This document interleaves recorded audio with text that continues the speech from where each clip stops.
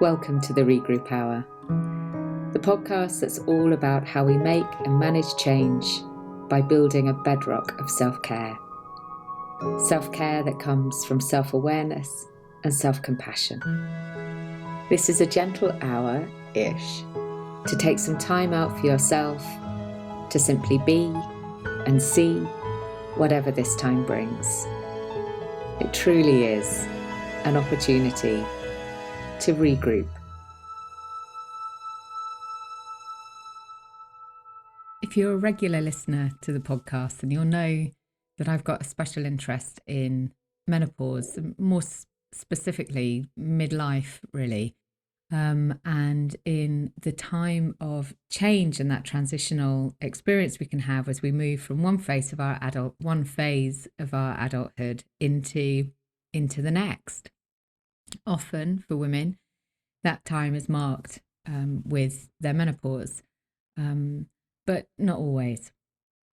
And one of the things that I'd like to talk about today is one of the aspects of menopause which is often not discussed. So 25% of women have few or negligible symptoms of menopause, which leaves about 75% facing a whole range of symptoms from what often gets talked about, which is hot flushes, to permanently aching joints, to hair loss, to brain fog, to unexplained weight gain, migraine, word blindness, loss of confidence, and the list goes on. And the way we manage those symptoms used to be pretty two-dimensional.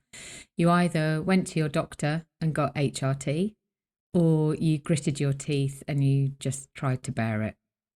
And fortunately, that dialogue is changing. And that's one of the reasons why I often talk about the menopause on this podcast, because I think the more we can normalize our conversation of it, the easier it is for the women that come after me, after us, and the women who are going through it right now. So it feels incredibly important to open up the conversation, because part of the experience of menopause can be feeling of isolation. And so it's essential that we create an inclusive space where everyone can talk about it in a completely natural and normal way, because it's a completely natural and normal part of our amazing life cycle. And there's a growing understanding that every woman's menopause is different, and also that what supports each woman is different too. So our age, our ethnicity, our biology, our personal history, our health, our social environment, all of that is going to make a difference to our experience. And if you're a man listening, it will also make a difference to how you experience the menopause of the women in your life as well, because there's no doubt that it affects everyone around us. So when we add to this, a while ago, a friend commented that menopause always seems to be addressed from the perspective of mothers.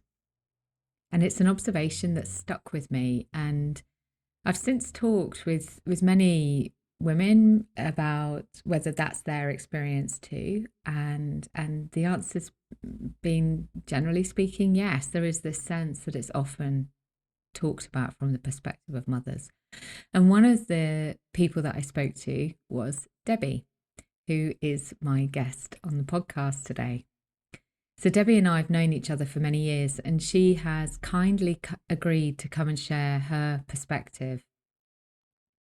This episode touches on fertility, and it's a thread that runs through the biological and the psychological heart of what it means to be in menopause. And during our conversation, we explore some of the often unsaid aspects of how it is to go through this time of deep change. And Debbie shares her story with a beautiful generosity in order to hopefully support others who may have had similar experiences to her. So if you're a man and you've listened this far, thank you for understanding that this is not just a women's issue.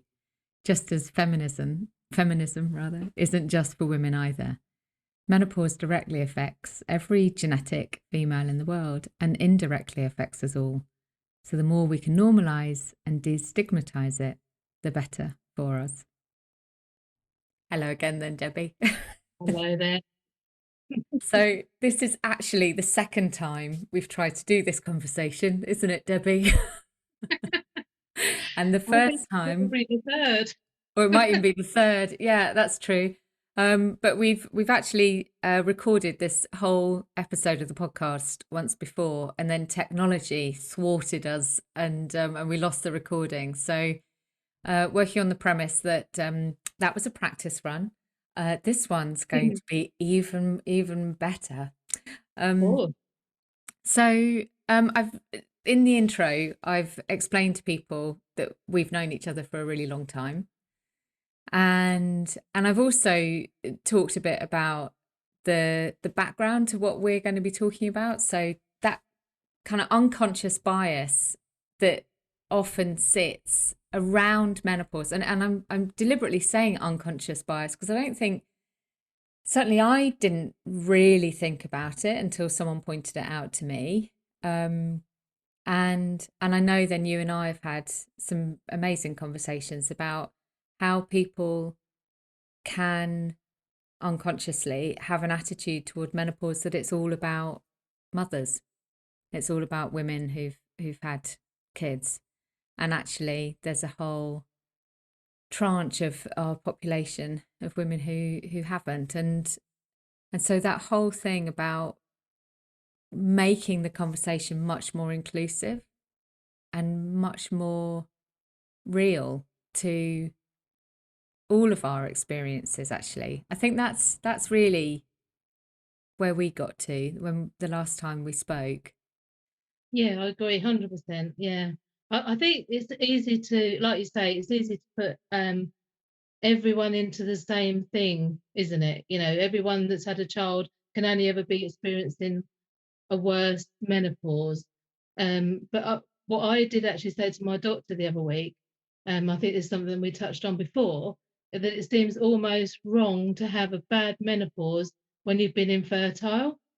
It's almost like this is it's kicking you up the bum, because I just felt like it should go away quietly by itself without making too much of an intrusion. Because so much of it's obviously to do with the way you feel, your emotions, your hormones. Um, and I think it's a little bit why I've sort of always, even now, even the conversation that we've had, Henny, I don't think I'm ready to say I'm in the menopause, even though everything around me is saying, yes, you are. And I don't know why I don't want it to be that. I don't know why, even when they say, yes, this is your FSH levels, that's why you're having the problems that you're having. That's why, I don't know, it's like I say, really? Can I be? I don't know, it's just like, it's denial. It's so strange. I don't know whether other people have that, and they told me I'm not ovulating. And I kind of think, what, me? I think that's been my reflection on all of my life. Even when I was first pregnant, when I had an ectopic, it was me. Well, how did that happen? Mm. Happening for a very long time. But yeah, I don't know. It's a strange kettle, isn't it? I think what you're touching on straight away really is the fact that menopause is so tied up with our fertility. And I think for so many women, actually, we might choose to remain in a state of denial about Mm, it. And actually that can lead to, certainly a lot of the women that I end up working with, end up coaching, um, we'll be talking about where they're at in their life, and I'll raise the flag of menopause and say, "Have you considered it?" And there'll be this like, "Oh, well, I did sort of wonder about it, but I don't think I can be." And mm, and then they'll go and they'll get a test and they'll find their hormone levels have dropped, and actually they've probably been perimenopausal for a few years, and then when we really look at it, they can see there's a pattern Yeah, of the definitely. perimenopausal symptoms. But because we also, I think, connect menopause with age, we still have this kind of like, well, I'm not old enough. Clearly I'm not old enough to be perimenopausal because I'm still a young woman. you know and it's Yeah. attached to fertility. So Yes, um I agree, 100%. Yeah, yeah, it's a funny old. I mean, it's not obviously. I do feel that women that have had infertility, who I'm not suddenly not infertile because I've had I'm going through the menopause. I'm still infertile and having the menopause. It's like it doesn't go away. It still influences everything you do, and well, a lot of what you do, not every single thing. And it still influences the way you feel about your menopause as well. Like, like I said, I wish it would just go away. It's almost like it's been useless. This whole thing has been useless to you because it hasn't created what you wanted it to. So scuttle away quietly. Um, and I'm not sure whether everyone, I mean, perhaps some women who've had children are experiencing problems, they probably still feel the same way as I do, that they want it to scuttle away and not cause them any. And a part of me thinks, gosh, we're so lucky. We have so much treatment, we have so much care, we have more care than my mum or my grandparents. I mean, my grandmother probably just put up with it. Whereas we do have that option. What I always, what I feel about the whole of the menopause is I never really feel that anyone really, unless they're already experiencing it, they're the ones with the open ears. People that, so even my GP, I mean, as brilliant as she's been, and as brilliant as they've all, even the doctor I talked to recently, it's very difficult to connect. I'm not saying she wasn't a brilliant doctor, etc., but she couldn't connect with me on the menopause level because she's 29 Mhm. and she's a consultant in gynae. And her parting shot to me was, well, this could all be because of your menopause.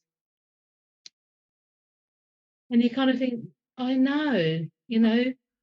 And again, when I said to you, when you go to obs and gynae, you go into the ward. Obviously, I know it's COVID restricted now, etc. And on the form, which wasn't on there before, because I had a scan the first time and the second time it was a biopsy, but you were seeing the gynae like doctor. So on your invite for the appointment, it said if you're uncomfortable by sitting in the area that's basically smothered around with babies and children and pregnant women, you can ask to be sit elsewhere. So I asked because yes, I do find it uncomfortable. And actually, if there's another option, fine, I'll go and sit there. But please don't forget to call me for my appointment. And she said, "Oh, we don't. I don't know where this has come from or why that's on the sheet. But there was another section. If you were going in for a biopsy and seeing the gynae, there was a whole nother seating that had nothing. There was no information there. So you're going from an area that's all about fertility and children and all the information about your bounty bags and all the online groups that you can join to an area that was pretty much sterile of anything. So why isn't there a website that the NHS is running on the wall about menopause or products that you can use for menopause? Are these the symptoms you're having? These are 20 of the symptoms of menopause. I mean, you have to constantly go to discover. That's what I feel. I feel it's about discovery that you have to work yourself. Um, and more so if you're having problems. I mean, it's great if you don't. You can just go through it and get on with it and be happy about it. But I do think part of my denial is because I haven't got children. And I think, as we said before, Henny, is always that, however ludicrous, and it's never going to happen, and it's 100% not going to happen, you still live with that tiny glimmer of hope. And maybe that's why I think, oh, I'm not ovulating now. And that actually, it feels a little bit painful that I'm not ovulating, because that's really, truly someone telling me that it's never going to happen. Even though I know, I mean, I was 21 when I was told I was infertile because I had pelvic inflammatory disease, and ended up with ectopic in one side and then the other. And so by the time I was 21 or 23, I was fully infertile and medically infertile. So it's not happened in how many years? But I think, 30 years. Debbie, I mean, such a beautiful observation that I think that, and actually it resonates with me as well. You know, as um, we had our own challenges around fertility as well, um, and that I remember that. So it's 7, 8 years since I had my last period, and I know that for that time coming up to actually being menopausal, which is that first year without a period, and sort of through that year, I had real resistance um, to admitting that I could never have another child, and that's another child. So I'm really mindful that I'm saying that with you, and so I think it's completely and utterly normal to say what you've just been saying, that it feels like it's the taking away of that last little shred of hope. And hope is a human condition, isn't it? Hope is something that Yeah, we hold on well, to. that's what we've all learned through COVID, isn't it? The hope, so many different kinds of hope, really, the hope of normality, the hope of care, the hope of health, the hope Hope of, of um, connection. yeah, yeah, it is a hope. Yeah, it is. I mean, hope is, they say hope, faith, hope, and charity, don't they? And actually, charity means love, not charity. But according to the Bible and what I read the other week. But yes, yeah, it's something that doesn't go away, and I think this is the other thing, that I've been obviously diagnosed with infertility since I was 23. Um, and it doesn't go away, it doesn't change, it stays with you, and it will stay with you even through menopause. I'll probably still feel the same as I do about my infertility at 23 as I will do the day I die. I don't think, I mean, yes, the medical condition is gone because you've gone through menopause, but the feeling doesn't. The loss, the loss of potential what was, and it is about coming to terms with that. And actually, there's something I've spoken to you before. Actually, talking about this has made me. A year ago, I probably couldn't talk to you about it without being crying, and it's made me answer more questions about my thoughts and feelings and me working through things. And if that goes to help other people recognize that what they're feeling, they might say, oh, I felt like that. I'm glad if that's the one thing talking to you and doing this podcast brings, is that someone else knows what they're feeling is normal. Great, fantastic. Because, it's like anything, just because, I suppose, if you're diabetic and you go through the menopause, you're still diabetic, doesn't change it, does it? I think that's something to be sort of aware of. And actually, I said, someone said to me, I overheard a conversation that actually someone apologized for once. And they said, the teacher couldn't possibly understand, she hasn't got children. And the lady who was talking to her came and apologized to me on her behalf. She's not to know. She doesn't actually owe me an apology. It's just someone else's thing. And yes, that teacher doesn't know her daughter. But the thing to bear in mind is the view from the window, is what I call it. My view from the window at your children. Yes, I'm never going to know them because they're your kids. But that teacher knows her view from the window, and it's not anything less than your view from the window. And I think something we all ought to consider for all our walk of life. Not to, obviously, we all judge, but it's hard not to judge. But it's worth bearing in mind that their view from the window is always going to be different to yours. And you're Um, you're talking about again about that inclusivity thing there yeah, as well, and the respect for our diversity of experience and and equality actually, you know, um being able to listen to each other's experiences as being entirely equal and entirely valid to everybody else's. yeah, Um, and at the same time, recognizing that there will be aspects of other people's experience which will be really hard, and there'll be things about our experience which will be really hard, and we just have compassion for each other, because there's a couple of things that you've said that have really struck a chord with me. One was a bit earlier, you said it feels like it's only women who are actually going through menopause who've got open ears. yeah, And my response to that is actually that's exactly why I talk about menopause a lot on the podcast, because this isn't a menopause podcast.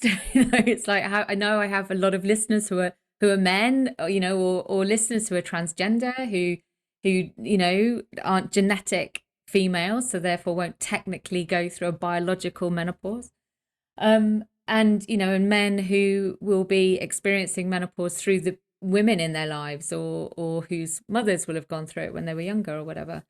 Um, and the important thing here is that we normalize this language, that it stops being something that only women in menopause will talk about in slightly hushed tones.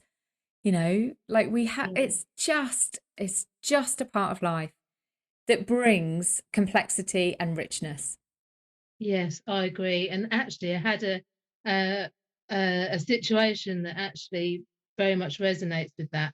So, as you know, I'm online dating at 51, which has had its episodes, as you know, Henny. Anyway, I was chatting to a guy, and we've been chatting for ages, ages. So we really got to know each other, and well, as much as you can through text messaging.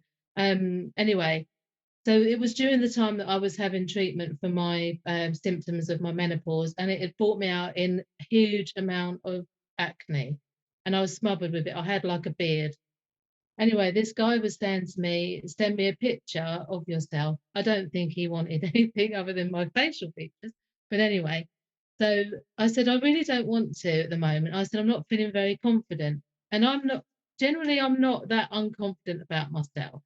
I haven't really got that bad body confidence. Maybe it's because I don't know. I don't know why. But anyway, this particular time I did have an issue.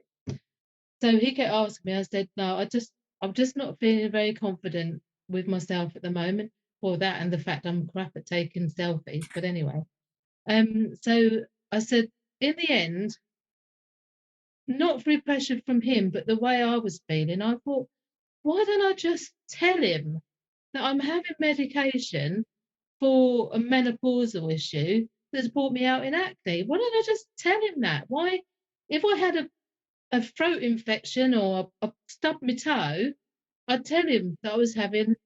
If we want a more positive menopause, we've got to start being more open with people. So I told him, and I said, I've been having treatment for my menopause. I said, and it's left me with a lot of scarring. And a friend of mine said, you shouldn't have told him. And I just thought, well, actually, then I felt a bit embarrassed that I had. But I thought, well, and his reply to me was don't worry about it, all the women go through it. Ah, So his nice. reply to me was really, he said, and actually he said, when I have my menopause, I'll probably go and buy a fast car. Wow, And beautiful point. Because actually, menopause is not just a female issue, as I think I might have said in the introduction, yeah, actually.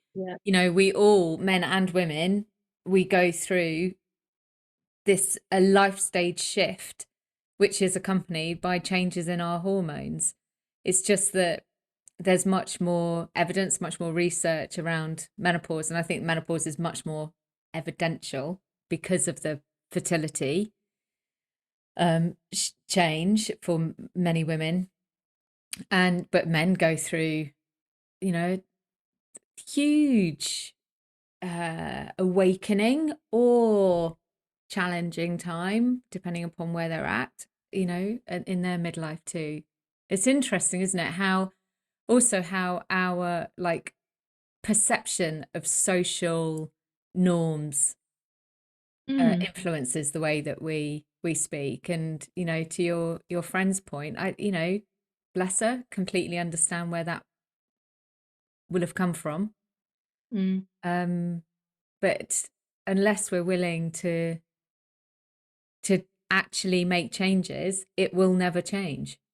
No, I agree. And actually, I kind of thought, if you think of it in the fact that you wouldn't keep quiet if you broke your leg, I mean, there are times when I feel completely irate.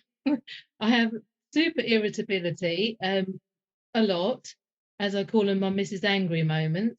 And my sister said to me, "You're really going to have to do something about this. You're going to have to teach yourself that when you're starting to get annoyed, that you try and, like a bit of CBT, I suppose, that you think of something else." I said, "It's really hard, Trace." I said, "When you get there, you'll understand." I said, "It just comes on you." And it's a bit like you said earlier about recognizing where you are in menopause. You're screaming at the children and you're screaming at your husband, and they're saying, "Oh, do you think you got PMT?" "No, I haven't." And then you go and get a PMT test, and there it is in black and white. It is that sometimes you need the obvious status to make you realise. And the other point I was going to say to you is actually on Fertility Network, which is a brilliant site if anybody has an issue with fertility. They've got a online Facebook group who've been excellent. And they normal times they do a lot of groups where you can go along to. And the thing with their groups is it's very inclusive. So it's guys who wanted to have a family, never met the right girl. There's homosexual people on there who wanted to have a family, never got to do it. It's very inclusive. It's not just for women, but it's women who are going through the stages of finding themselves in infertility. And there's space for women outside of that. So who are menopausal, who are in that, who've been through that and have come out to the other side into the menopausal group, if you like, and beyond, which I thought, I think it's called Life Goes On or something like that. So it's a different group, but it's still with the same theme. So it's definitely worth checking out. I mean, it's given me quite a few thoughts and feelings, and a way of recognizing that there are others like me, if you like, and there's people on there that have already got children that never had a second child. It encompasses everyone, which is so nice. And I would 100% recommend if you feel you need, and they've got a call line you can call anytime. And they are trained, but they're not necessarily trained um, like a consultant or a GP. They're a trained volunteer. But I've called several times about different things, and they've been brilliant. That's So fantastic. I would recommend them because, like I said to you, it doesn't change, doesn't go away, and you still have rubbishy days. So call them up and just say, I'm feeling really rubbish today, and I would imagine perhaps things are more compounded because of Corona, because of negative breeds negativity, if you like, that kind of thing, So Stuff layers on, doesn't it? That's yeah, part of the challenge, is that something that we might be finding is okay to deal with in normal, inverted commas, normal times, then other stresses layer on, and things can trigger us much more uh, yeah. The severely. proverbial donkey's back or camel's Yeah. back, isn't it? But yeah, so But yeah, it's interesting that the point your sister said to you about learning techniques to come into a place of calm. So CBT is obviously incredibly useful during menopause, actually. I mean, these are all techniques, they're techniques for our whole life. Mm. But it's a lot of it is the kind of stuff that I work with women on, is about how to um, allow ourselves to experience the emotion without getting lost within it.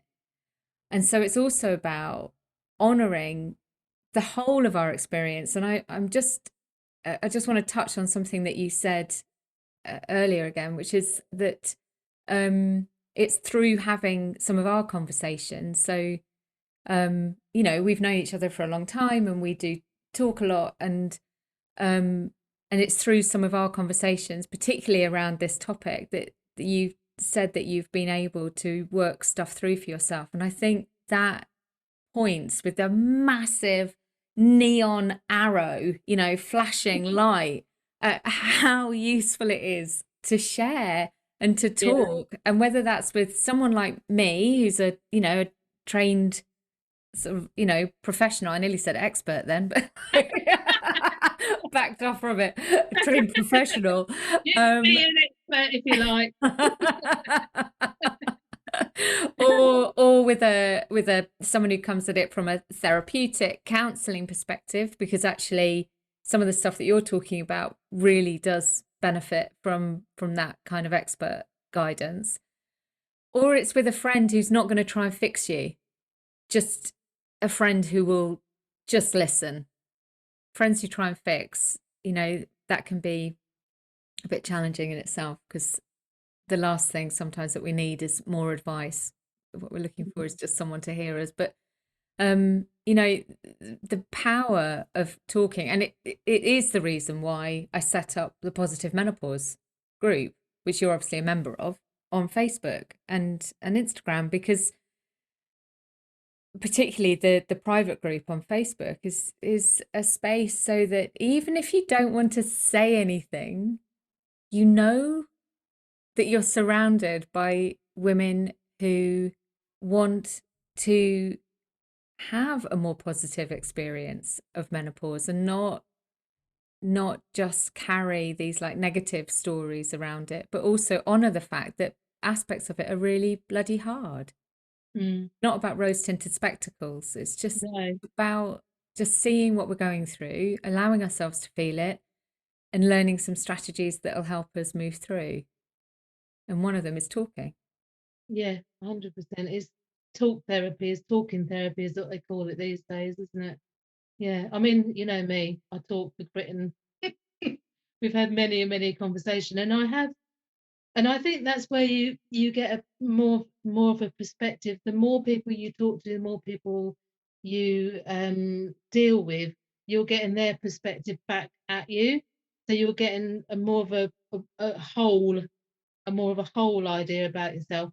And yeah, we've spoken quite at length about it, haven't we? Um, but part of me, yeah, I'm wobbling on now. Sorry. Well, I was just gonna. That's all right. You can wobble on, wobble, wibble, whatever you want. I was just going to sort of ask you really where,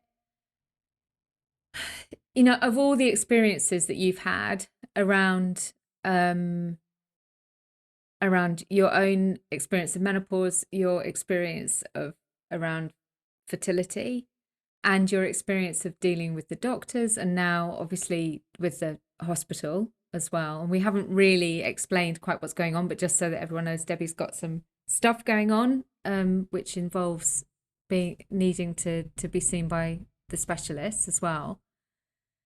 What would be your, like, one piece of advice to someone else for whom this stuff is resonating?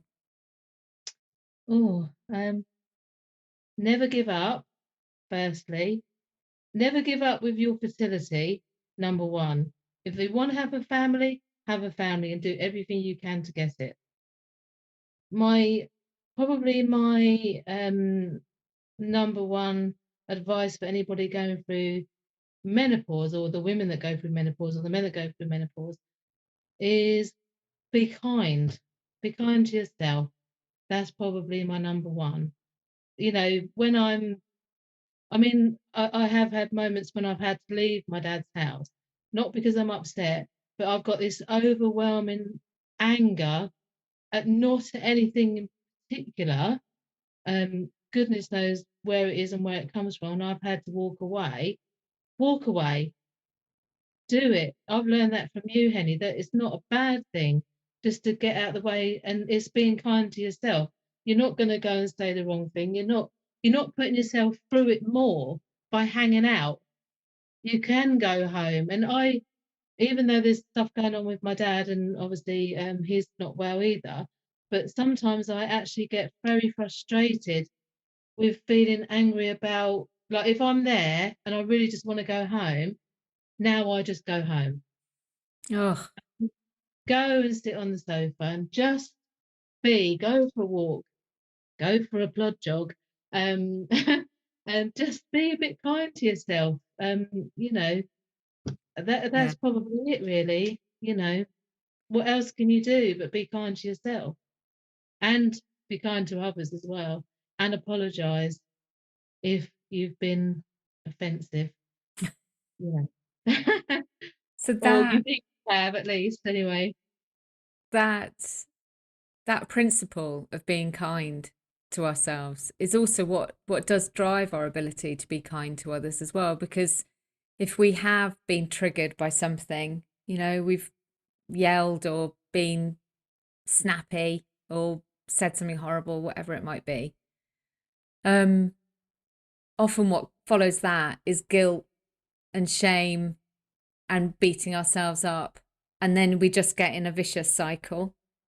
Whereas, to your beautiful point, if we are kind to ourselves and just go, oh God, okay, could have handled that differently.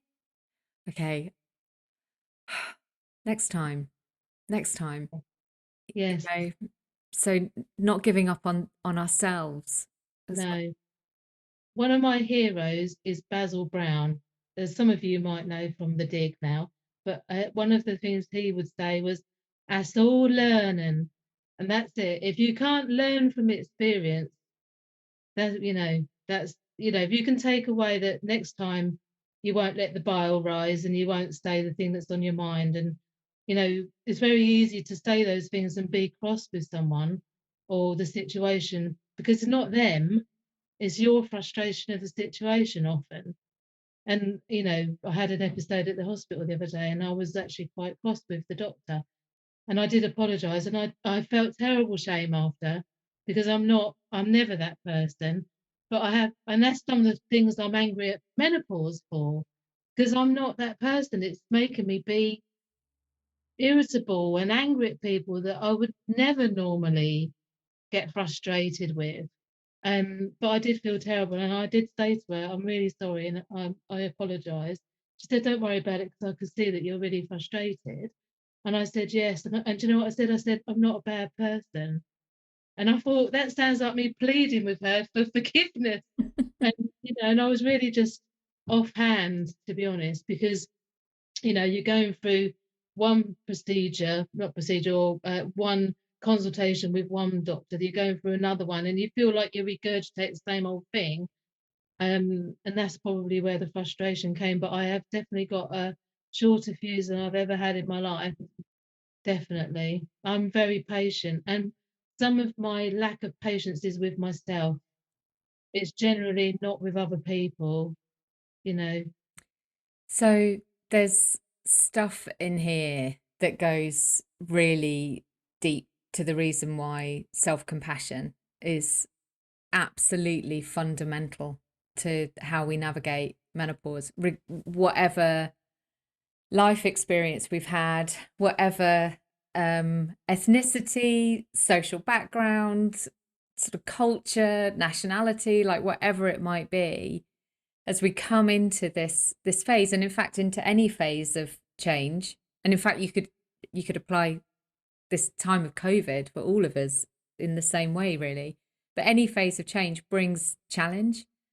And so having this bedrock of self-compassion is the thing on which everything else can stand. Yeah. And the most wonderful thing is that we can keep, just as like we talked about stressors layering on, we can keep layering on self-care. We can keep layering on our self-compassion. It's not like there's a finite supply.